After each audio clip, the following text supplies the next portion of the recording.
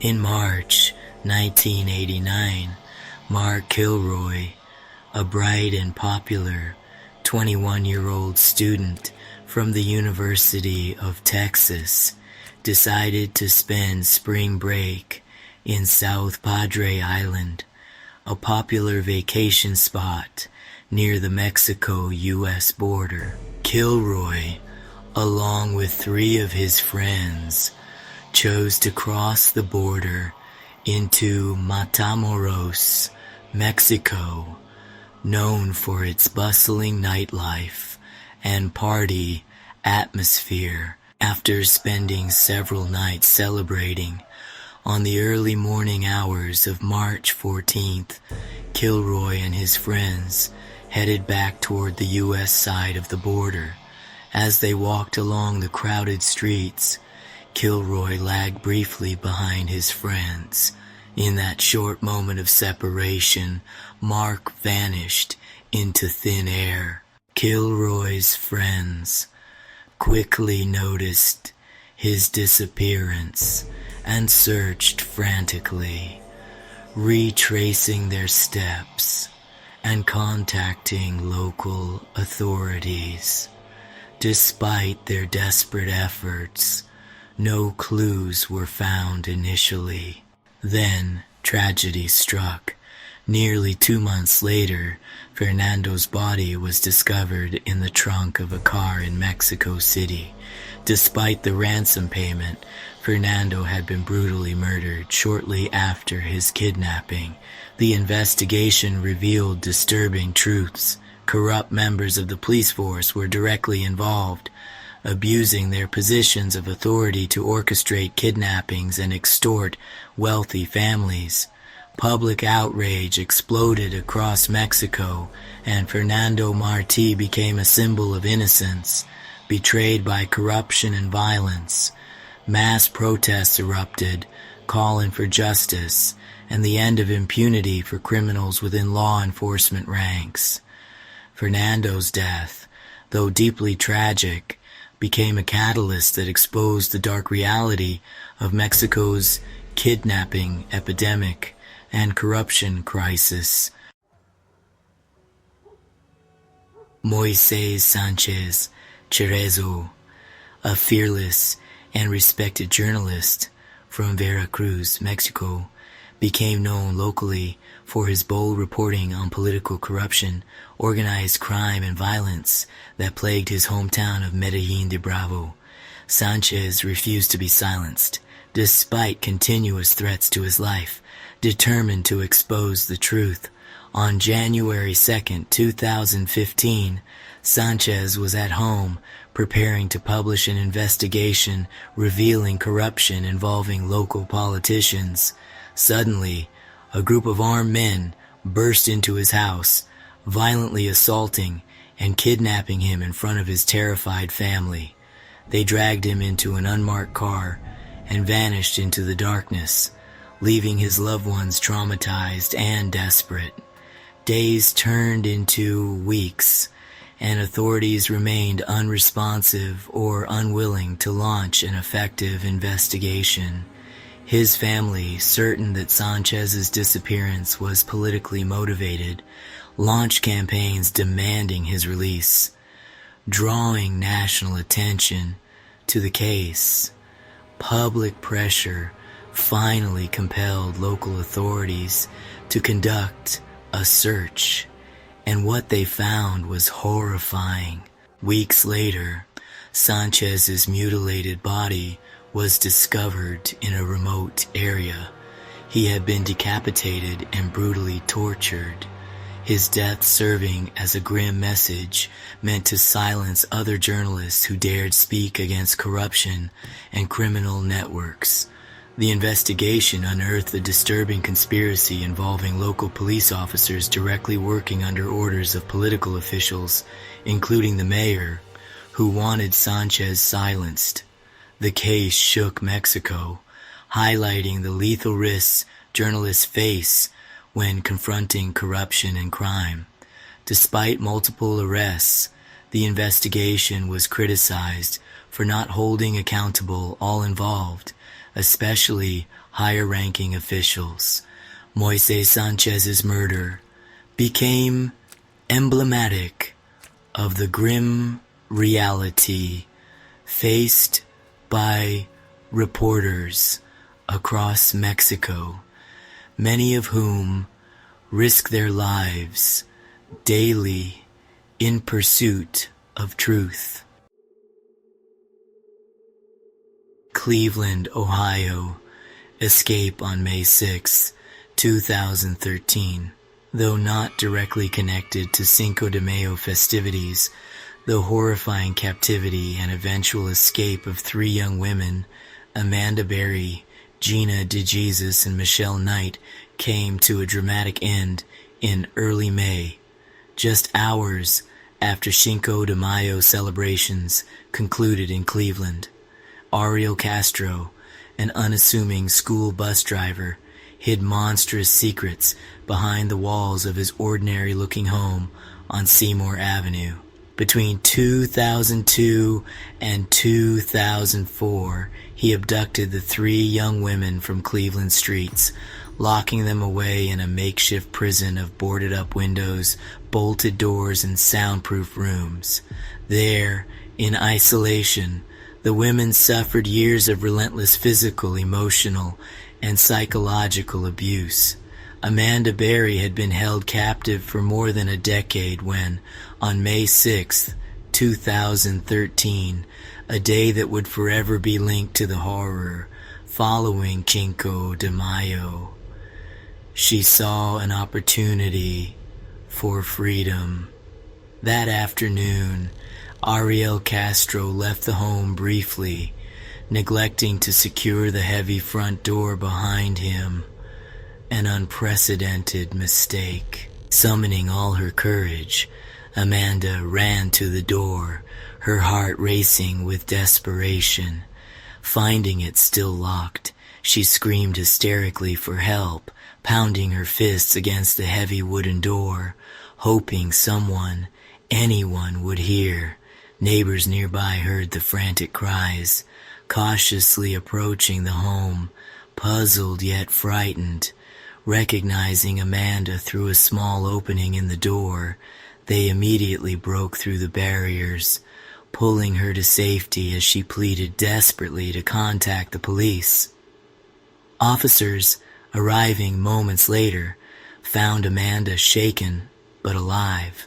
Then, as they cautiously entered Castro's eerie dungeon-like house, they discovered Gina and Michelle hidden upstairs in dark, filthy rooms, emaciated and traumatized, but alive. The aftermath revealed horrifying truths. A decade of unimaginable suffering, isolation, and fear. The case stunned the world, exposing the depth of Castro's brutality and the resilience and courage of the survivors. Ariel Castro was swiftly arrested, sentenced to life, plus 1,000 years in prison, though he would later end his own life in custody. Yet, the scars left behind continue to haunt the victims and their community, a grim reminder of the hidden horrors that can linger unseen, even behind the festive and lively atmosphere of a holiday weekend. Matamoros, Mexico, Cinco de Mayo, 2011. On May 5, 2011, the Cázares family planned a joyful Cinco de Mayo celebration in Matamoros, a border city notorious for its cartel violence. What began as a festive gathering filled with food, music, and laughter soon descended into unimaginable terror. Late in the evening, as the family relaxed, a group of armed men stormed their home, clad in tactical gear, faces obscured by masks. The men shouted commands and threats, violently pulling terrified family members from their seats. Confusion quickly turned to panic as the Cazares family realized these weren't police. They were cartel gunmen, members of the feared Gulf Cartel. The attackers violently separated the family, interrogating each person individually, demanding to know the whereabouts of a man known as El Rudy. The family, bewildered and terrified, pleaded their ignorance, desperately trying to convince their captors they knew nothing of El Rudy, a defector now allied with their rivals, Los Zetas. But their pleas fell on deaf ears. One by one, multiple family members were forced into vehicles at gunpoint and driven away into the night, their screams echoing through the neighborhood streets. As dawn broke, panic set in for the relatives who had narrowly escaped abduction. Authorities were contacted, but investigations yielded few clues. Days turned into weeks, and despite desperate public appeals, the cartel remained silent. No ransom calls, no communication, only terrifying silence. Rumors later surfaced that cartel informants had revealed the abductors realized too late that they had kidnapped the wrong family. But by then, pride, paranoia, and cruelty ensured the captives were never seen again. To this day, their fate remains a haunting mystery, leaving the family devastated, forever robbed of closure, forced to relive the horror of that fateful Cinco de Mayo night. To understand what happened that Cinco de Mayo, we need to begin a year earlier with a name that still echoes in Houston's Latino community, Jose Campos Torres. Joe was a 23-year-old Mexican-American and a Vietnam War veteran. He had survived war, but he wouldn't survive the streets of his own city. In May of 1977, Joe found himself under arrest for disorderly conduct after an incident at an East End bar. Instead of taking him straight to jail, 6 Houston police officers decided to teach him a lesson. They drove him to a secluded spot by Buffalo Bayou known ominously as The Hole. There they beat him mercilessly. Bloodied, broken, and unable to stand, they then attempted to book him into the city jail. But even the jailers were alarmed.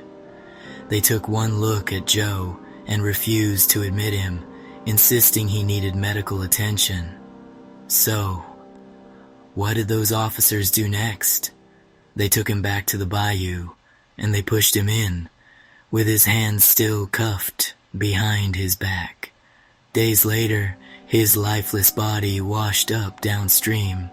His death, drowned and discarded like trash, sent shockwaves through the Mexican-American community. You'd think that kind of brutality would lead to swift justice, but what followed only deepened the wound. The 6 officers were charged, not with murder, but with negligent homicide. Only 2 went to trial, and their punishment, 1 year probation, a $1 fine, $1. That was the value of Joe Campos Torres' life in the eyes of the law. The community was stunned. No closure, no justice, just rage. And then came May 5th, 1978. Cinco de Mayo at Moody Park was supposed to be a day of pride and heritage. Hundreds gathered, families, musicians, children with paper flags, all to celebrate their roots and resilience. But under the surface, the community still grieved. Joe's death was still raw, and so was the injustice that followed. As the sun began to set, a small altercation began between festival-goers and police officers nearby. No one knows exactly what sparked it. Some say a man was being wrongfully detained. Others say officers responded with unnecessary force. But one thing is certain. The tension exploded. Bottles were thrown, then bricks. Tear gas filled the air. Sirens blared as SWAT teams moved in. Families scattered. Protesters clashed with police in the streets. Chaos spilled into the surrounding neighborhoods. Businesses burned. Patrol cars were flipped and torched. The Fulton Village shopping center was looted.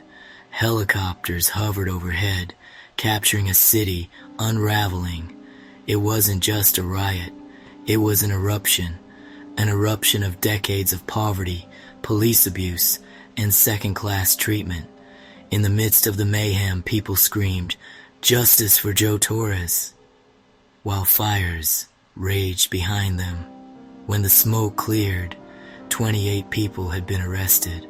Dozens were injured, including police officers, bystanders, and journalists. The city was left stunned.